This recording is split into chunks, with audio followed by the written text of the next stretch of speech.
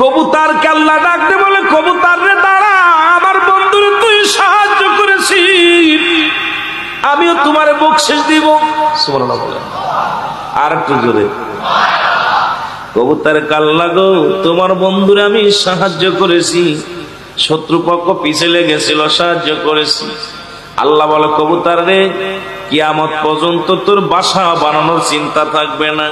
আজকে কত কষ্ট করে খড় কোটাটা নিয়ে বাসা বানাইলি, কিয়ামত পর্যন্ত তোর বাসা বানাইবো আমার মাকলুক, এই দুনিয়ার মধ্যে শ্রেষ্ঠ মাকলুকাত। এই জন্য কবুতরের বাসা।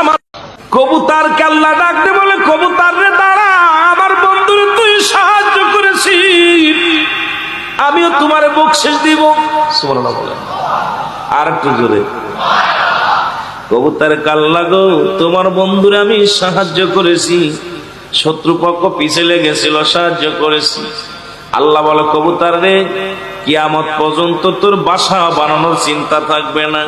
আজকে কত কষ্ট করে খড় কোটাটা নিয়ে বাসা বানাইলি, কিয়ামত পর্যন্ত তোর বাসা বানাইবো আমার মাকলুক, এই দুনিয়ার মধ্যে শ্রেষ্ঠ মাকলুকাত। এই জন্য কবুতরের বাসা